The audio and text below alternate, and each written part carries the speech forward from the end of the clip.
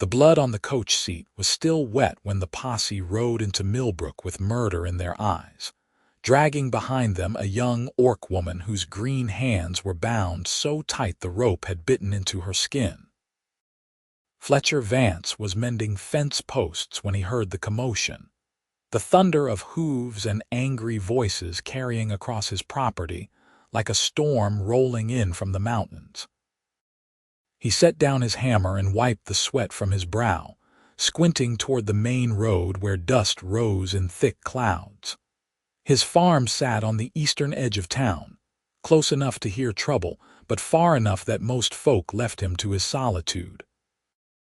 That was how he preferred it since coming back from the border wars 3 years ago, his left leg carrying a limp and his heart carrying worse. He could have ignored it. Should have, probably. But something about the tone of those voices, the particular quality of rage mixed with righteousness, made his gut twist with old familiar dread. He had heard that sound before, in occupied villages and contested territories, right before good men did terrible things they would later justify. Fletcher grabbed his walking stick, more out of habit than need these days, and made his way toward the road. The June sun beat down merciless on the back of his neck as he walked, grasshoppers leaping away from his boots with each step. His farm spread out around him in neat rows of wheat and corn, the product of 3 years of back-breaking work that had slowly, painfully, given him something to focus on besides the screaming in his dreams. By the time he reached the edge of his property where it met the road, the posse had nearly reached town proper. Fletcher counted 7 riders, all men he recognized from Millbrook and the surrounding homesteads. Leading them was Martin Creed, who owned the general store and thought that gave him authority over matters beyond flour prices and fabric. Behind them, stumbling and fighting to keep her feet, came the orc. She was young. Fletcher could see that even from a distance. Maybe 19 or 20 by human reckoning, though orcs aged differently enough that he could not be certain. Her skin was the deep green of summer leaves, and her black hair hung in a long braid down her back, half undone from struggling. She wore simple clothes, homespun brown trousers and a loose shirt that had been torn at the shoulder. Even exhausted and bound, she held her head up, her jaw set in defiance that made something in Fletcher's chest tighten with recognition. "String her up," someone in the growing crowd shouted. Half the town had poured into the street now, drawn by the spectacle. Murdering greenskin. Wait. Martin Creed held up his hand, enjoying his moment of power. "We do this proper and legal. Judge Harmon needs to hear the evidence." Fletcher moved closer, using the crowd as cover. Judge Harmon was already being roused from his afternoon whiskey, emerging from the tavern with his vest buttoned wrong and his face flushed.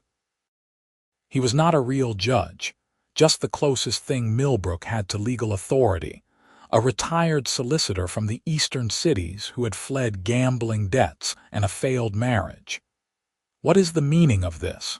Harmon demanded, though his words slurred slightly at the edges. "Robbery and murder, Your Honor," Martin said, straightening in his saddle. "The coach from Riverside was attacked this morning on the northern road. Driver is dead, killed with a blade. Cash box stolen, passengers robbed of their valuables. We tracked the thief to a camp in the woods and found her there, counting the coins." The crowd erupted in angry mutters. Fletcher's eyes moved to the orc woman, watching her reaction. Her green face showed no fear, only a burning anger that seemed barely contained. Her hands clenched into fists behind her back. "That is a lie," she said, her voice carrying clear and strong despite everything. Orcs had deeper voices than human women, a resonant quality that some found unsettling. Fletcher had served with orc auxiliaries during the war and had grown accustomed to it. "I have stolen nothing. I have killed no one. Found you with the money, didn't we? One of the posse members shouted, "Blood on your knife." "Show me the knife," Judge Harmon said, attempting to sound official. Martin Creed produced a long hunting knife, its blade dark with what could have been blood, though Fletcher noted it could just as easily have been rust or dirt. Hard to tell from where he stood. "Found it in her pack, along with 43 silver pieces that match what was taken from the passengers. I was paid those coins for trapping work," the orc woman insisted. "I have been hunting in these woods for 2 weeks, selling pelts and meat to the settlements. That is how I earn my way." "The knife is for skinning game, and that is rabbit blood, not human." "Convenient story," Martin sneered. "Everyone knows your kind can't be trusted. Savage blood will out, as they say." Fletcher's jaw tightened. He had heard that phrase too many times, used to justify too many atrocities. During the war, it had been the rallying cry of those who saw no difference between orc soldiers and orc civilians, who burned villages and called it strategy. "I have witnesses," the orc woman said desperately. "People I have traded with. The widow Morrison bought rabbit from me just 3 days ago. Thomas Yardley at the Eastern Homestead bought a deer hide from me last week." "That don't prove where you were this morning," someone called out. Judge Harmon rubbed his face, clearly wishing he was anywhere else. "The evidence seems fairly damning. The money was found in her possession, and orcs, have been known to cause trouble on the frontier roads." "I was not on the northern road this morning," the orc woman said, her voice rising. "I was miles from there. Someone must verify this." "And who would that be?" Martin demanded. "What human would give shelter to the likes of you?" Fletcher's mind raced. "This morning." He tried to think back through the day, which had started before dawn, as all his days did. He had been in the barn, dealing with the pregnant mare who had been showing signs of distress. She had been pacing and sweating, and Fletcher had stayed with her through the night, dozing in the hay between checks. And then, just as the sun was rising, he had heard sounds outside. The memory clicked into place with sudden clarity. "I would," Fletcher said, his voice cutting through the angry murmur of the crowd. Heads turned. People stepped aside as Fletcher moved forward, his limp more pronounced than usual after a long day's work. He saw recognition dawn on some faces, along with the mixture of respect and unease that always accompanied it. War hero and hermit, the man who had saved 24 soldiers at the Battle of Crimson Ford and then vanished into farm life, speaking to no one more than necessary. "Fletcher Vance," Judge Harmon said, sounding relieved to see someone whose word might carry weight. "You have something to add?" "I do," Fletcher said. He looked directly at the orc woman, meeting her eyes. They were amber, he noticed, shot through with gold in the afternoon light. Wide with surprise and desperate hope. "She was in my barn this morning, from about dawn until mid-morning." The crowd erupted again, this time with confusion and skepticism. Martin Creed's face darkened. "That is impossible. We found her with the stolen money." "I did not say she was innocent of having the money," Fletcher said carefully. "I said she was in my barn this morning. The coach was attacked around dawn on the northern road, according to what you said. The northern road is a good 2 hours' ride from my farm, and that is pushing hard." "She could not have been both places." "And why exactly was an orc in your barn?" Martin demanded suspiciously. Fletcher had been expecting that question, and he was grateful that the truth was both innocent and believable. "My mare was having trouble with her pregnancy. I had been up all night with her. Around dawn, I heard sounds outside, went to check, and found this woman trying to take shelter in my hay loft. She had been caught in that rainstorm we had in the early morning hours, said she was waiting for it to pass before moving on." "And you just let her stay?" someone asked incredulously. "I was dealing with a difficult foaling," Fletcher said flatly. I had bigger concerns than chasing off a wet traveler. I told her she could wait out the storm if she helped me with the mare. She did. We got the foal delivered safely, and she left around mid-morning, heading south. He was embellishing slightly. The truth was that he had found the orc woman in his barn, yes, and she had been soaked from the rain. But she had not asked to stay. She had apologized for trespassing, and had been preparing to leave despite the downpour when Fletcher, seeing how she looked at his struggling mare with concern rather than indifference, had made a snap decision to ask for her help.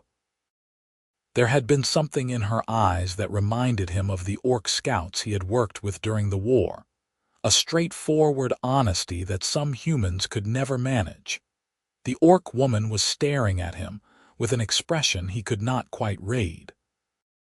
Confusion, certainly, and relief, but also something that might have been recognition. Did she remember him? It had been dark in the barn, lit only by a single lantern. "This is convenient," Martin said coldly. "Very convenient that you suddenly remember this now." "I am not in the habit of tracking every traveler who crosses my land," Fletcher replied. "But you asked if anyone could verify her whereabouts. I can. She was at my farm during the time the robbery occurred. That is a fact." Judge Harmon looked between Fletcher and the bound orc woman, his face showing the calculations of a man trying to determine which decision would cause him less trouble. "The timing does seem to exonerate her of the actual robbery," he said slowly. "However, the question remains about the money found in her possession." "Check with the passengers who were robbed," Fletcher suggested. "Ask them to describe exactly what was taken. If she truly stole from them, the items should match. But if someone planted that money on her, there will be discrepancies." It was a reasonable suggestion, which made it hard to argue against. Martin Creed looked like he had swallowed something bitter, but he could not object without seeming unreasonable himself. "Fine," he said. "We will send riders to catch up with the passengers and verify, but she stays locked up until then." "If she stays locked up, I want her fed and her injuries tended," Fletcher said firmly. "And those ropes are too tight. She is bleeding." "She is a prisoner," Martin started. "She is a person who has not been convicted of any crime," Fletcher interrupted. "You will treat her accordingly, or I will have words with the territorial magistrate about proper procedure. I still have contacts in the military administration." It was a subtle threat, but an effective one. Martin's face flushed, but he nodded curtly. "Fine. Davies, take her to the storage cellar at the general store. We will hold her there until this is sorted out." As the posse began to move, Fletcher caught the orc woman's eyes again. She mouthed two words, "Thank you." He nodded slightly, then turned and began the walk back to his farm, feeling the weight of dozens of stares on his back. He had just made himself the subject of every piece of gossip in Millbrook, had associated himself publicly with an orc, and had potentially made an enemy of Martin Creed, who had a long memory and a petty streak. But as Fletcher reached his land and looked back toward town, he found he did not regret it. He had seen too many innocent people condemned by circumstance and prejudice during the war. If he could prevent one more, that was something. His mare and her new foal were dozing in their stall when he returned to the barn. The sight of them, safe and healthy, eased some of the tension in his shoulders. He filled their water trough and scattered fresh hay, then stood for a long moment in the doorway, looking out at the reddening sky. He wondered what the orc woman's name was. He had not thought to ask that morning, too focused on the difficult birth and the strange situation. She had been competent with the mare, he remembered. Gentle but firm, knowing when to let the animal work and when to intervene. She had good hands, steady and sure. Fletcher shook his head at the direction of his thoughts. It did not matter. Once they verified her story, assuming they actually did so fairly, she would be released and would move on. Their paths had crossed briefly, and that would be the end of it. Still, as he made his way to his small farmhouse and began preparing a simple dinner of bread and stew, he found his mind returning to amber eyes and defiant courage, to a voice that had not begged but had demanded justice. It had been a long time since anything had captured his attention quite so thoroughly. He told himself it was just the novelty of human interaction after months of solitude. Nothing more.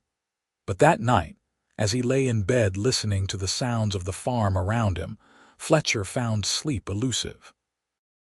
He kept thinking about the storage cellar at the general store, damp and dark and miserable, and about the young orc woman locked inside it. He thought about the hate in the crowd's eyes and the eagerness with which they had been ready to believe the worst. He thought about his own time as a prisoner, briefly, during the war. 3 days in an orc military camp before his unit had rescued him. He had expected torture or execution, but instead, he had been treated according to the codes of war, fed and given water, his injuries bandaged. It had been an orc medic who had cleaned the wound in his leg that would eventually leave him with his limp, working with a gentleness that had surprised him. That experience had changed something in Fletcher's understanding of the world. It had made it impossible for him to accept the simple narratives that most people preferred, the ones where humans were good and orcs were evil, or vice versa. The truth was more complicated, messier, and required actually looking at individuals rather than categories. He must have dozed eventually, because he woke to the sound of hoofbeats approaching his farm in the pre-dawn darkness. Fletcher was out of bed and pulling on his trousers before he was fully conscious, old military instincts taking over. He grabbed the rifle that hung over his door and moved to the window, peering out into the gloom. 2 riders moving slowly, not attacking then. As they drew closer to the house, Fletcher recognized one of them as Deputy Michaels, the young man who served as Judge Harmon's enforcer when such a thing was needed. The other was Martin Creed. This could not be good. Fletcher lit a lamp and opened his door before they could knock, standing in the doorway with the rifle held loosely at his side. Not a threat, but not unarmed either. "Gentlemen," he said, "it is early for a social call. We need to ask you some more questions," Martin said without preamble. "About your statement yesterday." "My statement was clear and truthful," Fletcher replied, "but you are welcome to ask." "Can we come in?" Deputy Michaels asked, looking uncomfortable. Fletcher considered, then nodded and stepped aside. His home was small and sparse, containing only what was necessary. A table, 2 chairs, a stove, a bed in the corner. He had never bothered to make it more than functional. He gestured for them to sit while he lit another lamp. "We sent riders to intercept the coach passengers," Martin said once they were settled. "They reached them last evening and got their statements." Fletcher waited, saying nothing. The passengers described the robber as an orc, tall and male, wearing a dark cloak. The driver was killed with an axe, not a knife. The money taken included several gold pieces that we did not find in the girl's possession. "So her story checks out," Fletcher said. "About the robbery, yes," Martin admitted grudgingly. "But that raises the question of where she did get that silver from. And more importantly for our purposes here, it raises questions about your story." "My story," Fletcher repeated carefully. "You said she was in your barn from dawn until mid-morning," Deputy Michaels said. "That is a long time. And you were alone with her, no other witnesses. Some folks are wondering if maybe you are protecting her for other reasons." The insinuation hung in the air like smoke. Fletcher felt his jaw tighten, but he kept his voice level. "I was delivering a foal. It was a difficult birth. The timing is not unusual for such things.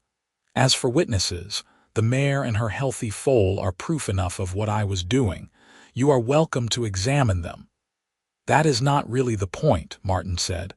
"The point is whether we can trust your word about the orc. You have been isolated out here for some time. People are concerned that maybe you are not thinking clearly about the situation." "My thinking is perfectly clear," Fletcher said coldly. "I served 5 years on the border. I know the difference between a dangerous individual and a frightened traveler. That young woman posed no threat to me or anyone else." "Young woman," Martin repeated, his lip curling slightly. "You sound almost protective of it." Fletcher's hand tightened on his rifle. "I would advise you to choose your next words carefully." The threat was implicit but unmistakable. Deputy Michaels shifted nervously in his chair. He had been barely 15 when Fletcher came back from the war, but he had heard the stories. Everyone had. The Battle of Crimson Ford, where Captain Fletcher Vance had held a bridge against an entire orc company for 6 hours with only a handful of men, buying time for civilians to evacuate. The injuries he had sustained, the commendations he had refused, the promotion he had turned down to take his discharge and disappear. "No one is questioning your service," Michael said quickly. "But you have to understand how this looks. An orc accused of a serious crime, and you provide her an alibi. It is unusual." "Justice should not be determined by what is usual," Fletcher said. "It should be determined by facts. The fact is that she was at my farm when the crime occurred. That makes her innocent of the robbery and murder. What she is guilty or innocent of regarding the money in her possession is a separate matter. But you cannot hang her for a crime she did not commit simply because it is more convenient than finding the real culprit."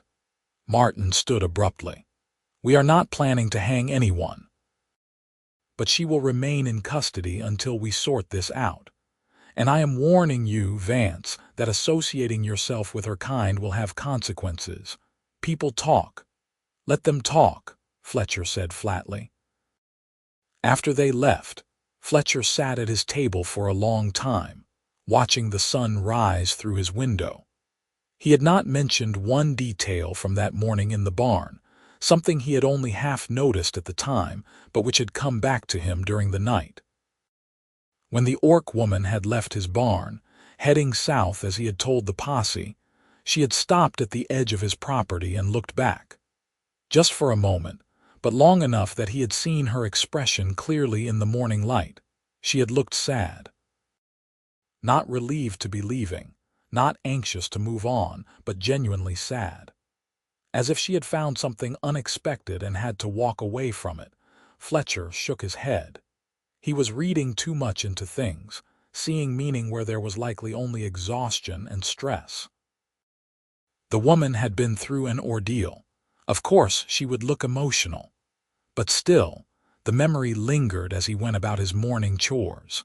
He checked on the mare and foal, who were both thriving. The foal was a filly, all long legs and curiosity, already trying to nibble at everything in reach. The mare was attentive and calm, no longer showing any signs of the distress that had marked her labor. "You are lucky," Fletcher told the mare as he brushed her coat. "Nice, simple life. No moral dilemmas, no angry mobs, just grass and sunshine and taking care of your baby." The mare huffed as if to say that Fletcher had no idea what her life was actually like, and he smiled despite himself. It was the first time he had smiled in days, he realized. Maybe weeks. He was repairing the same fence post from the day before when he heard a wagon approaching. This time it was Judge Harmon himself, looking even more disheveled than usual. He brought the wagon to a stop and climbed down with the careful movements of a man nursing a profound headache. "Mr. Vance," he called. "A word, if you please." Fletcher set down his tools and walked over, wiping his hands on his trousers. "Judge, I wanted to inform you personally of the situation," Harmon said. "The orc woman has been cleared of the robbery and murder charges. The passengers confirmed she did not match the description of the robber. However, she remains in custody because she cannot adequately explain the possession of the silver coins. She said she earned them through trapping and trading, Fletcher said. Yes, but we have no way to verify that. The widow Morrison does confirm buying rabbit from an orc, but she cannot confirm it was this particular orc or what she paid. Thomas Yardley is in the Eastern Territories and will not be back for a month. Without proof of legitimate earnings, possession of that amount of money is suspicious for someone of her background. Someone of her background, Fletcher repeated. You mean poor and non-human. Harmon had the grace to look uncomfortable. The law is clear about suspicious circumstances. If she were a human drifter with no proof of income, we would hold her too. Fletcher doubted that very much, but arguing the point would achieve nothing. So what happens to her? That is the difficult part, Harmon admitted. Technically, we can only hold her for another 48 hours without formal charges. But Martin Creed is pushing for theft charges, claiming the money must be stolen even if we cannot prove from whom. And between you and me, Vance, there is talk in town. Ugly talk. Some folks wanted to deal with her outside the law last night. I had to post the deputy to guard her. Fletcher's blood ran cold. A lynch mob. Nothing came of it, Harmon said quickly. But the sentiment is there. People are afraid, and an orc is an easy target for that fear. The coach attack has everyone on edge. They want someone to blame. So you are saying she is not safe here, Fletcher said slowly. I am saying that the situation is delicate. The best outcome would be if she left the territory voluntarily. Went back to orc lands, or at least moved far enough away that she is no longer Millbrook's problem. But if she leaves, everyone will assume she was guilty, Fletcher pointed out. Her name will never be cleared, and she will have lost the money that, for all we know, she legitimately earned. Harmon spread his hands helplessly. I am trying to prevent a tragedy, Vance. Sometimes justice and survival do not align neatly. After the judge left, Fletcher stood in his yard for a long time, thinking. He thought about the orc woman sitting in that dark cellar, knowing that even though she had been cleared of the major crimes, she was still condemned by prejudice and circumstance. He thought about how she had helped him with the mare, working through the difficult birth with competence and care. He thought about her amber eyes and her defiant courage. He thought about what kind of man he wanted to be. The decision, when he finally made it, felt both insane and utterly necessary.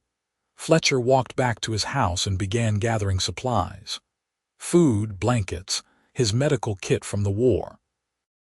He saddled his horse, a steady gelding named Jasper who had been with him through 3 years of farming. Then he rode into town.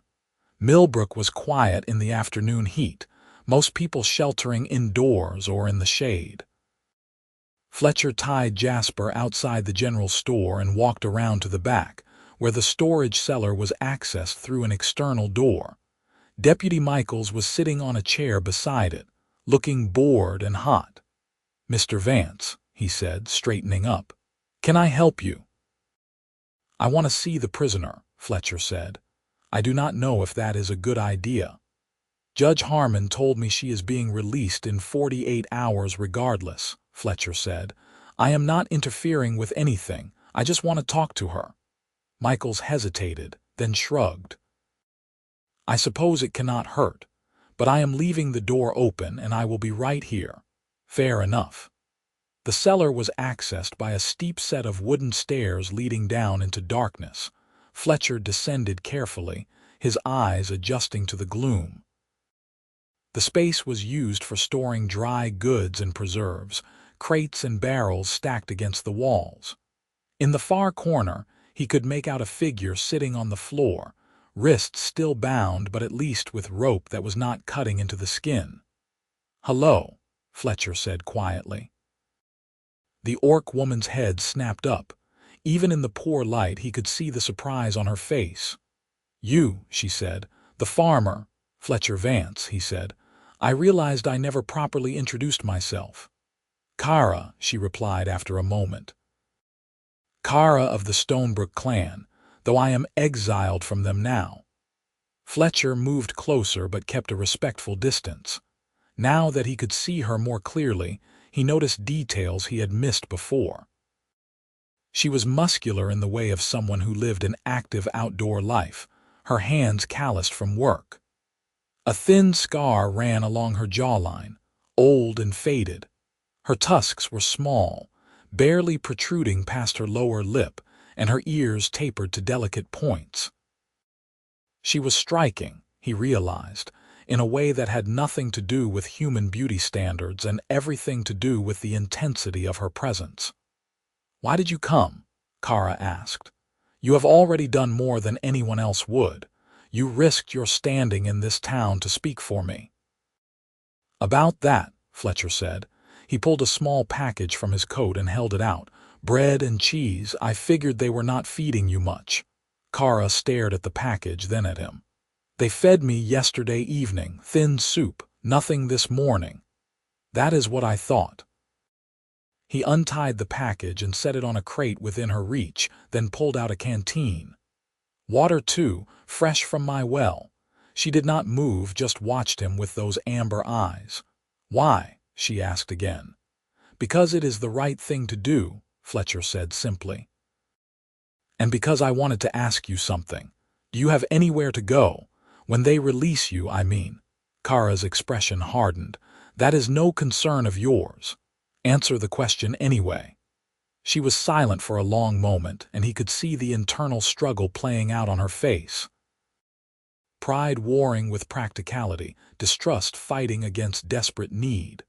Finally, she shook her head. "No, I have nowhere. I was exiled from my clan for refusing an arranged marriage to a warrior I despised. I have been wandering for months, taking what work I can find. Humans do not hire orcs for much, and orc settlements do not welcome exiles. I was hoping to save enough to reach the coast, where I heard there are mixed communities more accepting of people like me." Fletcher nodded slowly. It was about what he had expected. "Then I have a proposal for you. Come work on my farm." Kara's eyes widened. "What?" "I need help," Fletcher said, and it was not entirely untrue. "The farm is more than one person can easily manage, especially with the harvest coming. I can offer you room and board and wages. Honest work, honestly paid. It solves your immediate problem of having nowhere to go, and it solves mine of being short-handed." "You cannot be serious," Kara said. "The people of this town already distrust you for defending me. If you hire me, let me live on your land, they will turn on you completely.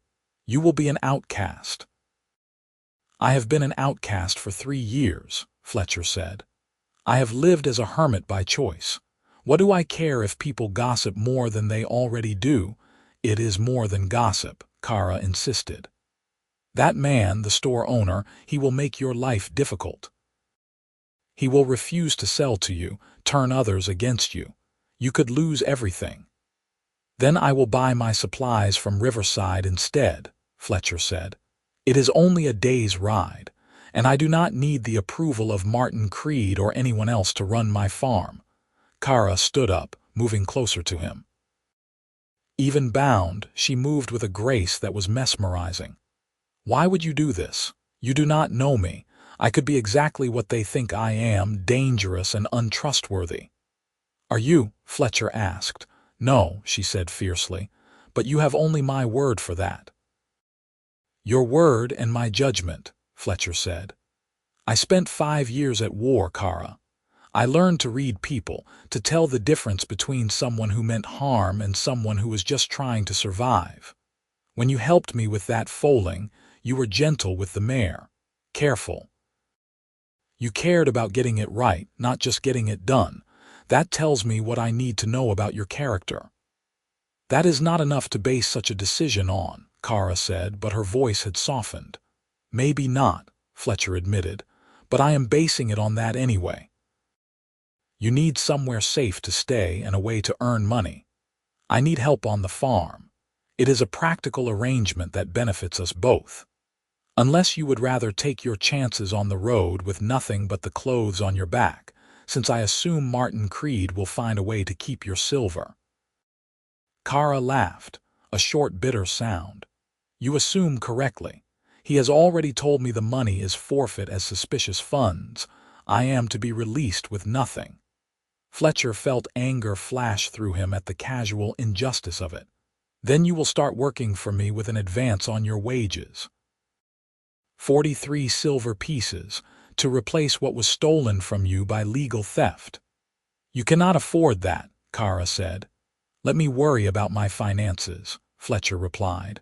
"What matters is whether you will accept my offer."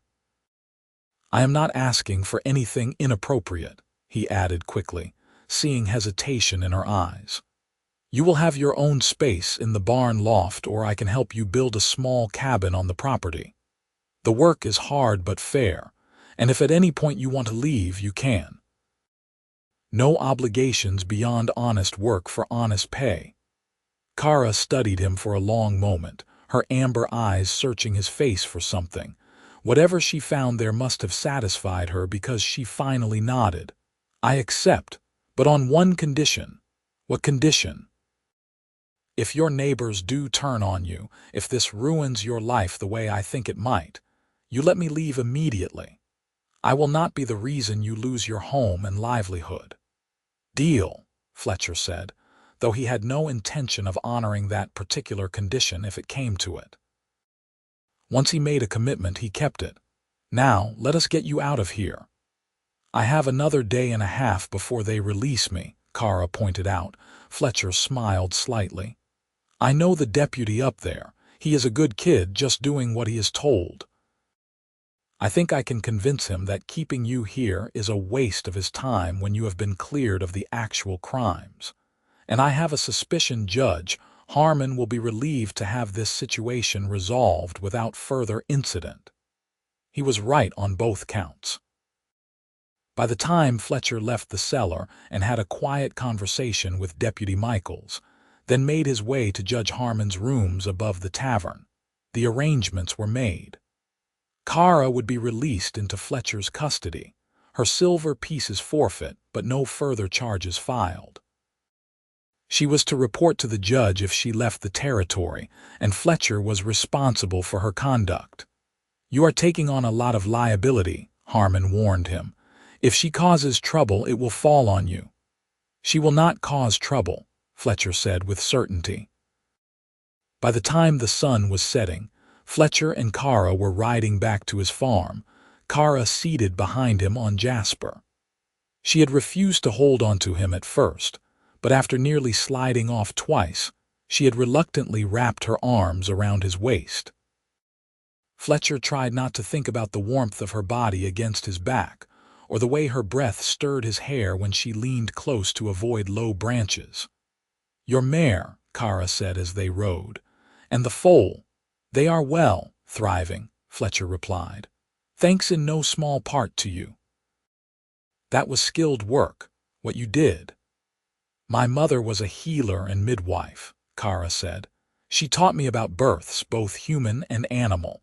It is one of the reasons I was valuable to my clan, which is probably why my refusal of the marriage was taken so badly." "What was wrong with the warrior?" Fletcher asked, then immediately regretted the personal question. "Sorry, that is none of my business." "It is fine," Kara said. "He was cruel, not in obvious ways but in small ones. The way he spoke to people he considered beneath him, the way he treated animals. My mother said that you can tell everything about a person by how they treat those who cannot fight back. He failed that test repeatedly. When I refused him, I was called ungrateful and foolish. They said I was throwing away a good match because of silly female feelings." "Not silly," Fletcher said quietly. "Smart. You were right to trust your instincts. It cost me everything," Kara said. "My home, my family, my place in the clan, but I do not regret it. I would rather wander alone than spend my life with someone who made my skin crawl. Fletcher understood that sentiment more than he wanted to admit. He had walked away from his entire military career, from friendships and opportunities and a clear path forward, because staying would have meant compromising who he was. Some prices were too high to pay, even for security. They reached the farm as the last light was fading from the sky. Fletcher dismounted and helped Kara down, trying not to notice how easily she moved despite her exhaustion, or how her hand felt in his, strong and calloused and warm. "Let me show you around," he said, leading Jasper to the barn. "It is not much, but it is well maintained." Kara followed him, looking around with what seemed like genuine interest. The barn was Fletcher's pride, built by his own hands with timber he had cut and milled himself. It was solid and weatherproof, with good ventilation and plenty of space. The mare and her foal occupied one stall, and there were 3 others currently empty. "There is a loft above," Fletcher said, pointing to the ladder leading up. "It is full of hay right now, but we could clear a space, make it comfortable. Or if you prefer, there is an old equipment shed that we could convert into a small cabin. It would take some work, but it is doable." "The loft is fine," Kara said. She climbed the ladder with easy grace and looked around the space above. "More than fine. It is warm and dry and private. I have slept in far worse places." Fletcher followed her up, carrying a lantern. The loft was spacious, the air sweet with the smell of dried grass. "I will bring you blankets and a proper bedroll. There is a pump outside for water, and you are welcome to use the kitchen in the house for meals. Or if you prefer, you can have supplies and cook for yourself." "I will earn my keep," Kara said firmly. "What needs doing?" "Tonight, nothing," Fletcher said. "Tonight you rest. Tomorrow we can discuss work. But Kara, I mean what I said. This is not charity. I expect you to work and work hard, but I will pay you fairly and treat you with respect. We are partners in this enterprise, not master and servant." Kara met his eyes in the lantern light, and something passed between them, an understanding that went deeper than words. "I believe you," she said quietly. "I do not know why, but I believe you." Fletcher felt his heart do something complicated in his chest, a flutter that was both alarming and oddly pleasant. He cleared his throat and turned away, busying himself with adjusting the lantern. "Right. Well, I will go get those blankets. Make yourself comfortable."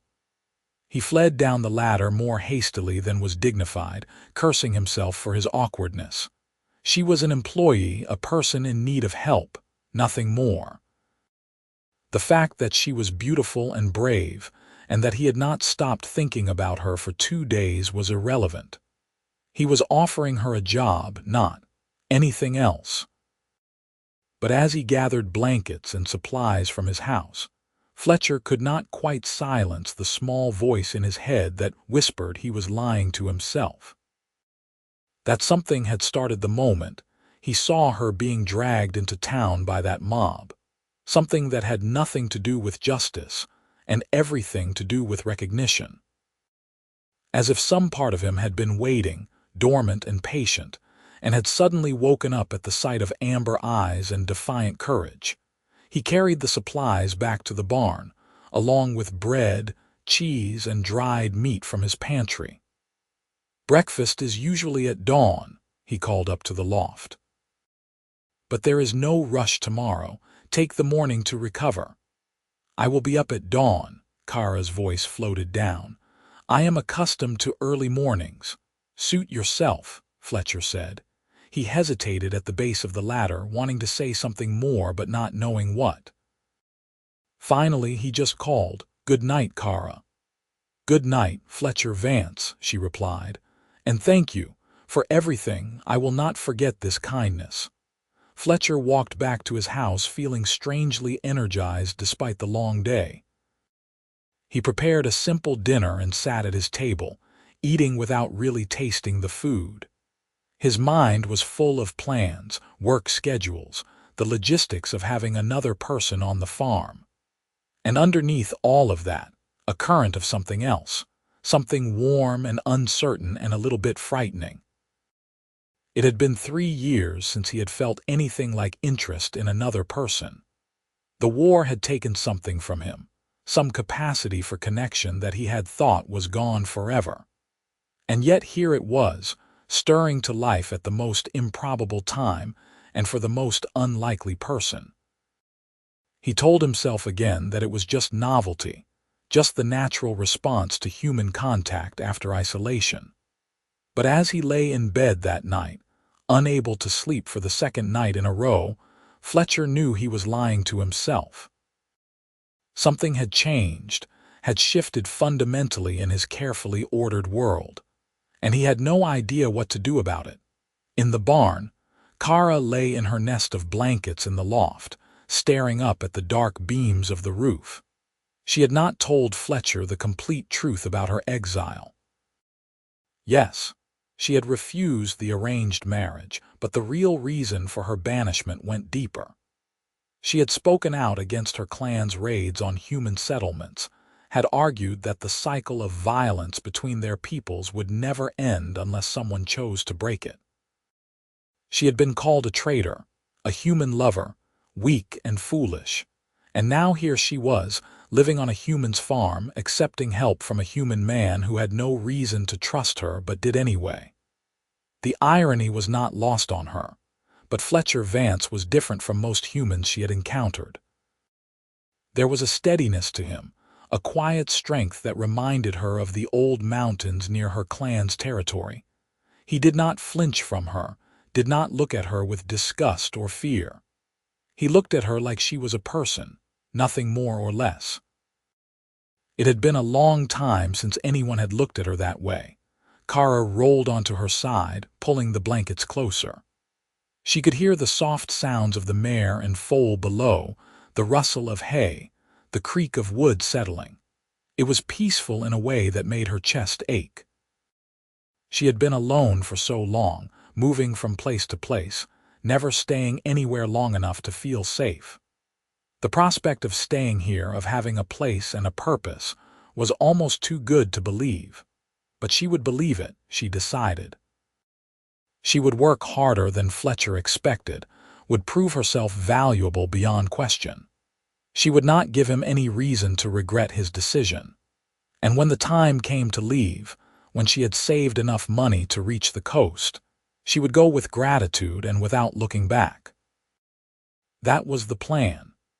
That was the sensible, practical approach. But as Kara drifted toward sleep, her last conscious thought was of Fletcher's eyes, gray and serious and kind. And she found herself hoping, despite all wisdom and experience, that maybe leaving would not be necessary. That maybe, just maybe, she had finally found a place where she could belong.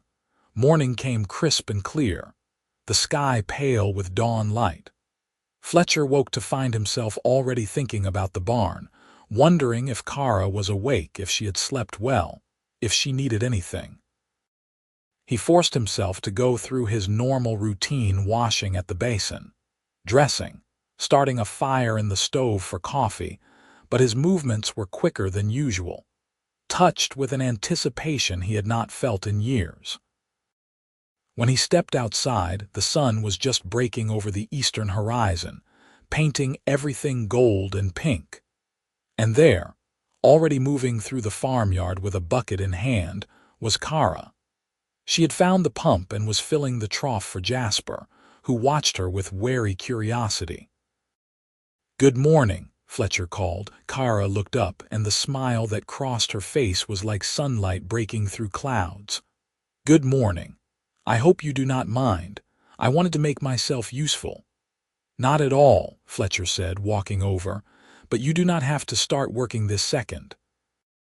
Let me at least give you breakfast and show you around properly in the daylight." "I have already eaten some of the bread and cheese you brought," Kara said, "but I would not say no to a hot meal if you are offering." They walked to the house together, and Fletcher found himself acutely aware of her presence beside him, the way she moved, the way the morning light caught the green of her skin and turned it almost luminous. Inside, he prepared a simple breakfast of eggs, fried potatoes, and the last of yesterday's bread while Kara sat at his table, looking around the sparse room with interest. "You live simply," she observed.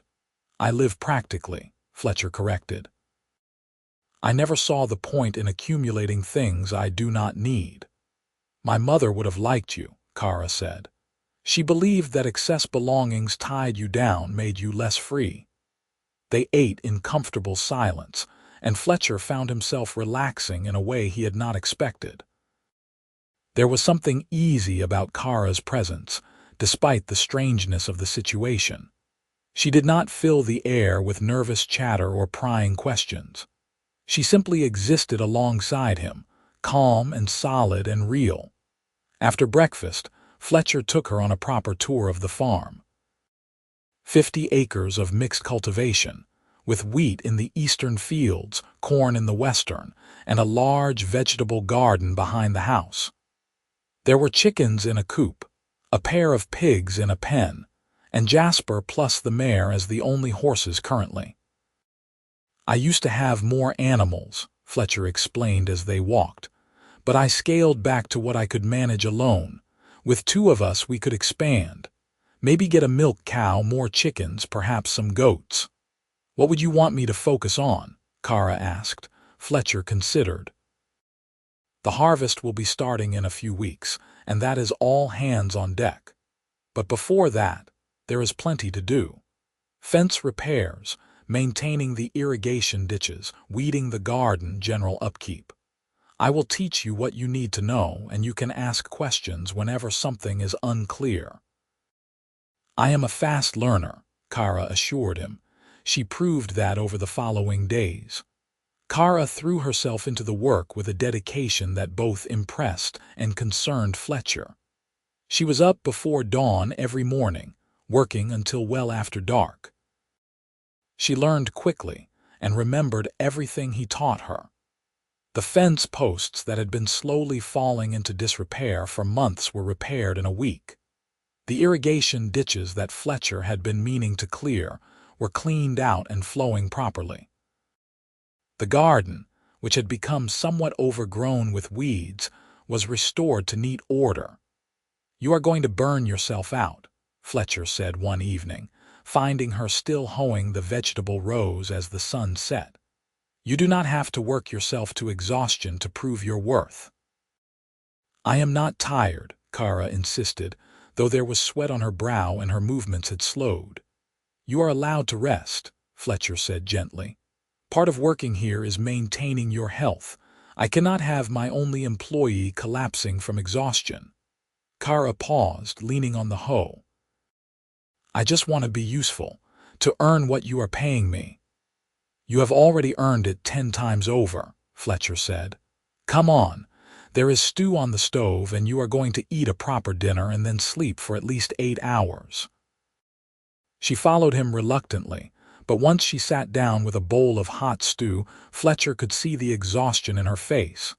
She ate mechanically, her movements slow. When she finished, she looked at him with amber eyes that held something vulnerable. "I am not used to this," she admitted quietly. "To having someone care whether I rest or not.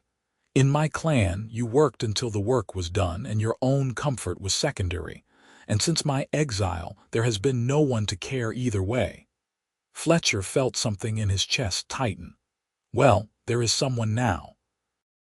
And I am telling you that part of this arrangement is that you take care of yourself." "Understood," Kara nodded slowly. "Understood. Good. Now go sleep. Tomorrow is soon enough for more work." As the days turned into weeks, they fell into a rhythm that felt natural despite its strangeness. Fletcher and Kara worked side by side, their coordination improving until they could anticipate each other's movements. They talked while they worked, sharing stories from their pasts. Fletcher learned about Kara's childhood in the mountains, about her mother's wisdom and her father's stoicism. She learned about his time in the military, about the friends he had lost, and the things he had seen that still haunted him. "Do you regret leaving the military?" Kara asked one day as they repaired a section of the barn roof. Fletcher was quiet for a long moment, considering his answer. "No," he said finally. "I regret the circumstances that made me want to leave. I regret the things I saw and did, but the leaving itself, that was the right choice. I was becoming someone I did not recognize, someone hard and cold and disconnected. This farm, this life, it gave me back parts of myself I thought were gone forever." "I understand that," Kara said softly. "Sometimes walking away from everything you know is the only way to find yourself again." They worked in silence after that, but it was a comfortable silence, full of understanding. The people of Millbrook did not make things easy. True to Kara's prediction, Fletcher found himself increasingly ostracized.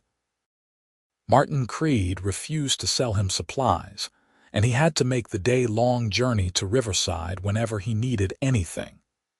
Neighbors who had occasionally stopped by for a friendly word no longer came around. At church on Sundays, which Fletcher attended more from habit than faith, people avoided sitting near him.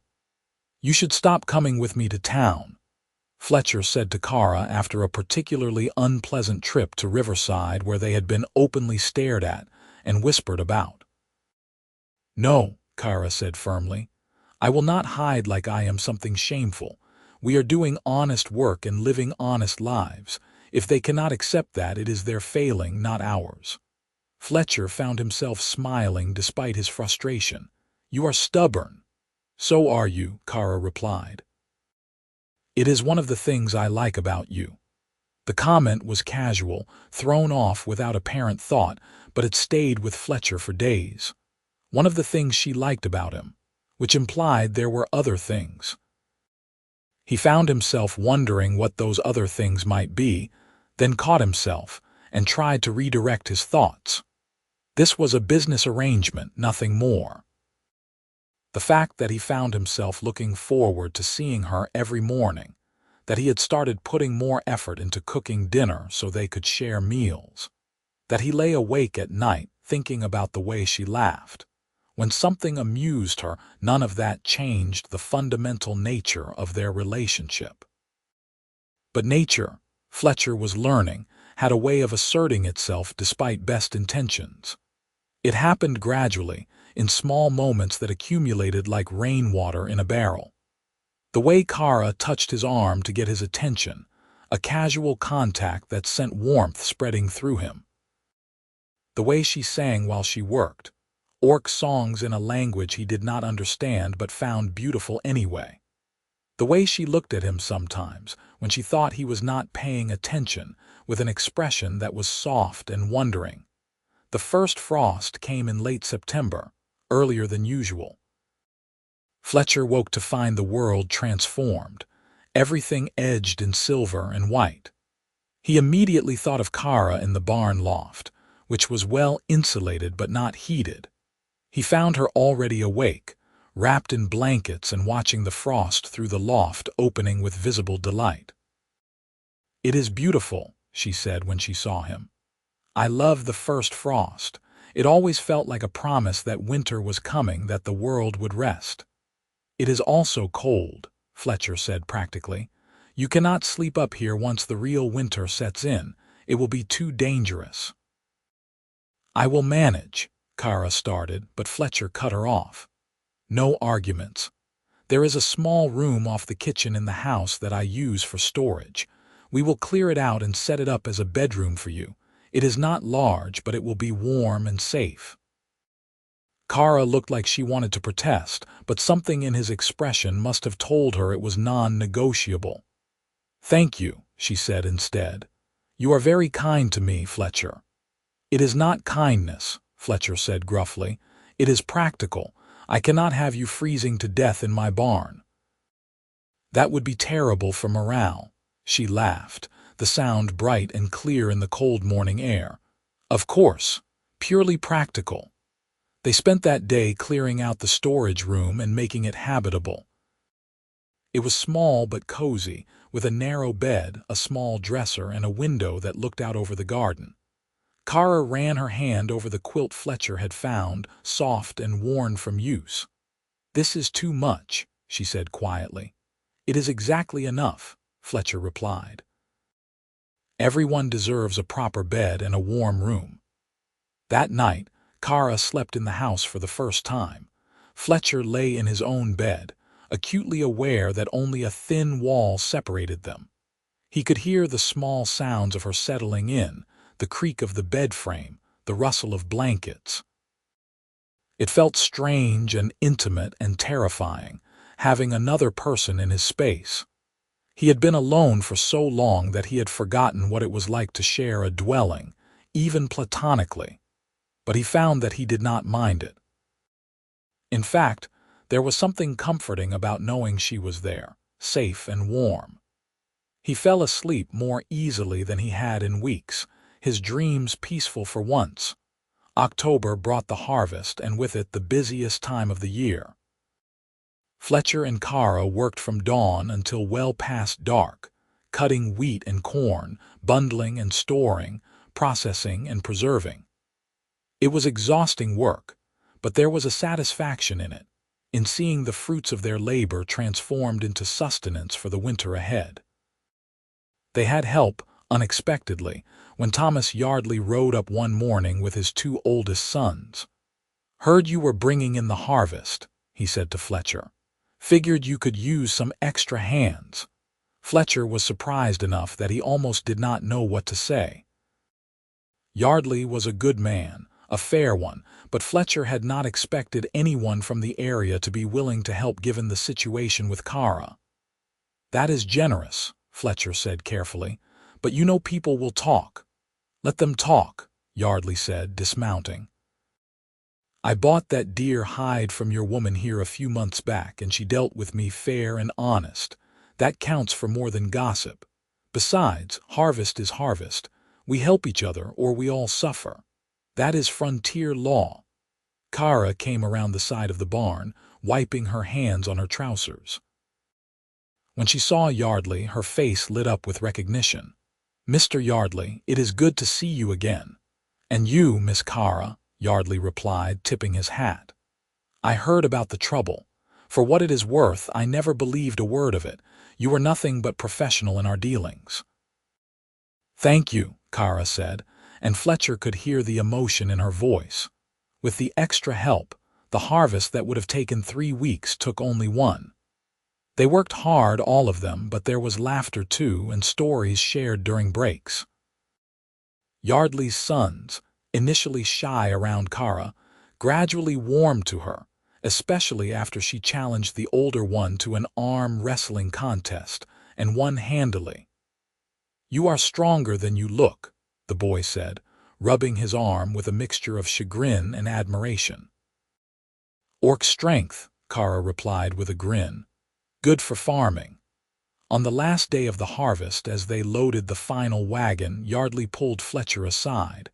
"You have got a good thing here," he said quietly. "That orc woman works harder than any 2 humans, and she's got a good heart. I saw the way she handled the boys, patient and kind. You are lucky to have her." "I know," Fletcher said. "Do you?" Yardley asked, giving him a significant look. "Because from where I am standing, it looks like you are both dancing around something neither of you wants to admit." Fletcher felt his face heat. "I do not know what you mean." "Sure you don't," Yardley said, but he was smiling. "Word of advice from a man who has been married 20 years. Life is short and often hard. When you find someone who makes it better, who you can work beside and trust, you hold on to that. The rest of it, the complications and what people think, that all works itself out if the foundation is solid." He clapped Fletcher on the shoulder and went to join his sons, leaving Fletcher standing alone with thoughts that would not quiet. That night, after Yardley and his sons had left with Fletcher's profound thanks and a share of the preserved goods, Fletcher and Kara sat on the porch of the farmhouse, watching the stars emerge in the darkening sky. They were both exhausted, muscles aching from the week's work, but it was a good exhaustion, the kind that came from meaningful labor. "I never thanked you properly," Kara said into the comfortable silence. "For what?" "For everything. For speaking up when no one else would. For giving me work and a place to stay. For treating me like a person instead of a thing. I do not think you understand how rare that is." Fletcher was quiet for a moment, then said, "I think I do, actually. After I came back from the war, people looked at me differently. Some with pity, some with awe, some with discomfort. But almost no one looked at me like I was just Fletcher, just a man trying to figure out his life. Everyone wanted me to be the war hero or the tragic cripple or the hermit. No one wanted me to just be myself." "Is that what I do?" Kara asked. "See you as yourself?" "Yes," Fletcher said, "and I hope I do the same for you." "You do," Kara said softly. She hesitated, then added, "Can I tell you something? Something I have not told anyone, of course. When I was being dragged into town by that mob, when I thought I was going to die, I was not scared for myself. I was angry. Angry that this was how my story would end, accused of crimes I did not commit, killed by people who never bothered to know me. And then you stood up and you spoke for me, and for the first time in a very long time, I felt like maybe the world was not entirely cruel. Like maybe there was still kindness and justice and decency." She turned to look at him, her amber eyes bright in the starlight. "You saved my life, Fletcher Vance. Not just that day, but every day since. You gave me back my belief that life could be good, that I could belong somewhere. I want you to know that, whatever happens, I will never forget it." Fletcher's heart was beating too fast, his throat tight with emotion. "Kara." But before he could find the words, before he could articulate the tangle of feelings in his chest, they heard hoofbeats approaching fast. Both of them stood, tension replacing the peaceful moment instantly. A rider emerged from the darkness, pushing his horse hard. As he drew closer, Fletcher recognized Deputy Michaels, his face pale and strained. "Mr. Vance," he called, pulling his horse to a stop. "Thank God I found you. There is trouble in town. Martin Creed has been stirring people up, claiming that the orc attacks on the northern road are getting worse because we are harboring the enemy. He has got a group together, and they are talking about riding out here." "A mob," Fletcher said flatly. "I am afraid so. Judge Harmon sent me to warn you. He is trying to calm things down, but—" Michaels looked at Kara with genuine regret. "They are saying she needs to leave immediately or they will come and make her leave." Kara's face had gone hard, her jaw set. "Then I will go. I will not let Fletcher be hurt because of me." "No," Fletcher said immediately. "Fletcher, be reasonable," Kara started. "No," he repeated more firmly. "This is my land and you are under my protection. I will not let a mob of angry drunks dictate what happens here." "They will burn your farm," Kara said desperately. "They will destroy everything you have built. I cannot let that happen." "They will not burn anything," Fletcher said, his voice hard now, the soldier emerging from beneath the farmer. "Because I will stop them." "Michaels, how many are we talking about?" "Maybe 15 men," the deputy said. "Armed and drinking to build up their courage. Mr. Vance, I cannot officially help you. The judge has forbidden me from taking sides." "I understand," Fletcher said. "Thank you for the warning. You should get back before you are missed." After Michaels rode off, Kara grabbed Fletcher's arm. "Please, please just let me go. I can disappear into the wilderness. I have done it before." "And then what?" Fletcher demanded. "You live as a fugitive forever, always running, always alone." "No. I will not accept that. You have done nothing wrong, and you are not going to be punished for other people's fear and ignorance." "Then what do you suggest?" Kara asked, her voice breaking slightly. Fletcher thought quickly, his military training taking over. "We fortify the house. Barricade the doors and windows. I have my rifle and plenty of ammunition. They want a fight, they will get one. You would shoot them, Kara asked, horrified. I would shoot near them, Fletcher corrected, over their heads into the ground. Enough to make them think twice about their righteous anger. Most mobs are made up of cowards who are brave only when they face no real resistance.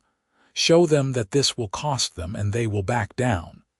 And if they do not, then we deal with that when it comes, Fletcher said grimly. But I am not giving up without a fight. This is my home and you are. He stopped, struggling with the words. I am what? Kara asked softly. Fletcher looked at her, really looked at her, and saw reflected in her eyes the same confusion and fear and desperate hope that he felt. You are important to me, he said finally. More important than this farm, more important than my standing in the community, more important than my safety. I do not fully understand it, and the timing is terrible, but there it is. You matter to me, Kara, and I am not letting anyone take you away. Kara's eyes widened, and for a moment she just stared at him. Then, moving almost without seeming to think about it, she closed the distance between them and kissed him. It was not a gentle kiss, not tentative or questioning. It was fierce and desperate and full of all the things neither of them had been able to say. Fletcher responded instantly, his arms coming around her, pulling her closer. She was warm and solid and real against him, and everything else, the approaching mob, the danger, the impossible complications of their situation, faded into irrelevance. When they finally broke apart, both breathing hard, Kara pressed her forehead against his. I have wanted to do that for weeks, she admitted.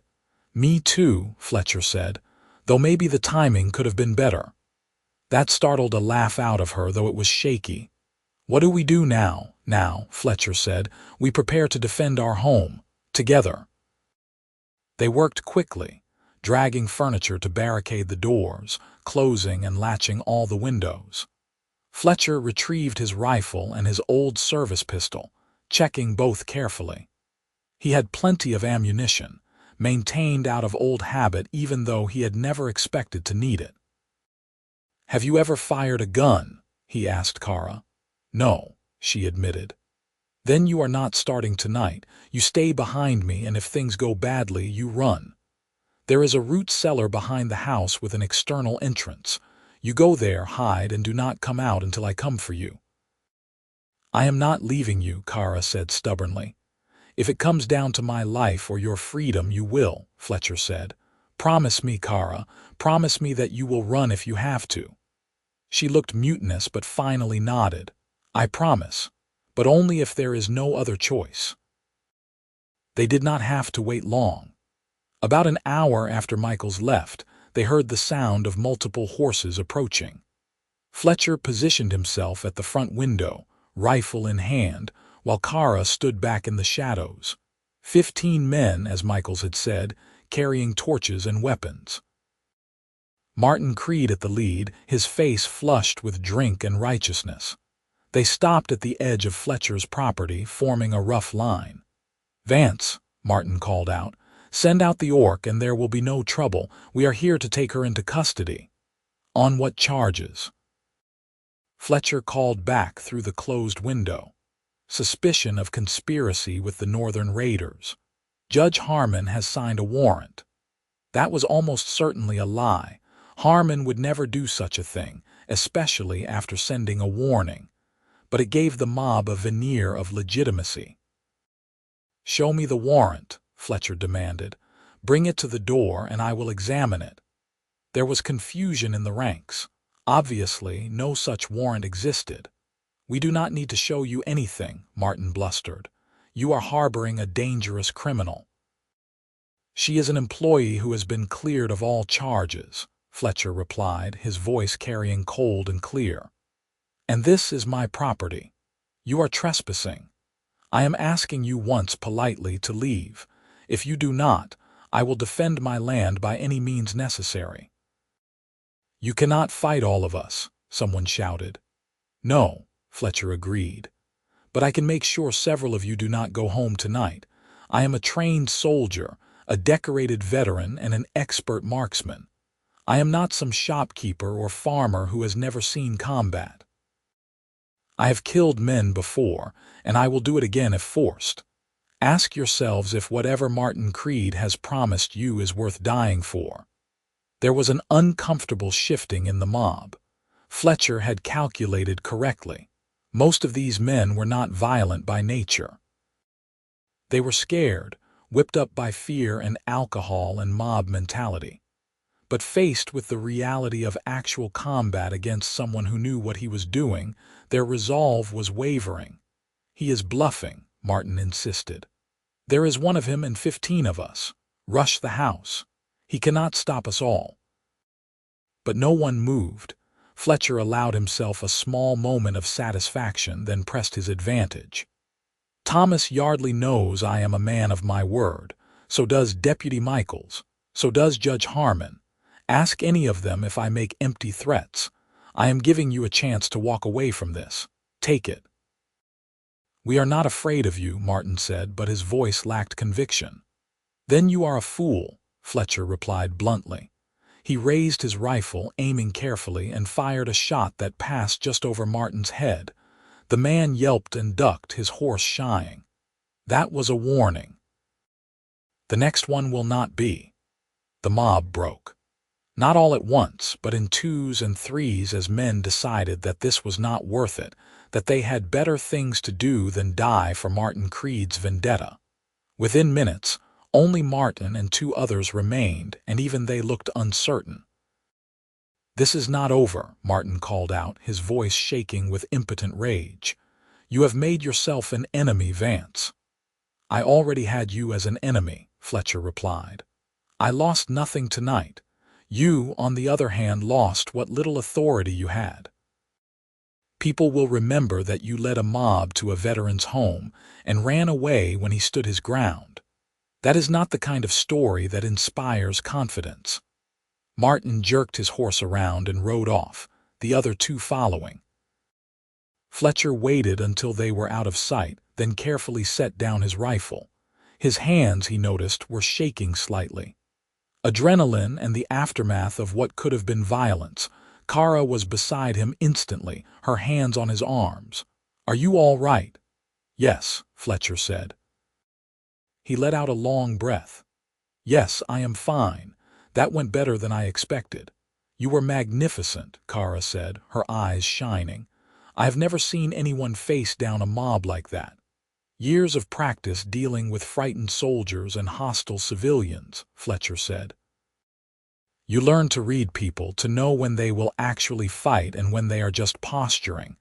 Most people do not really want violence. They just want to feel powerful for a moment." "Still," Kara said, "what you did, what you risked for me." She seemed unable to finish the sentence.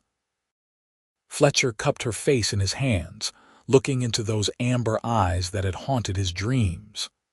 "I meant what I said earlier. You matter to me, Kara, more than is probably wise or reasonable.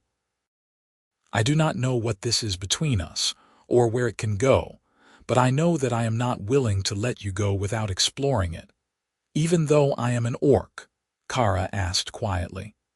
"Even though being with me will make your life harder, will mark you as an outcast." "I was already an outcast," Fletcher said.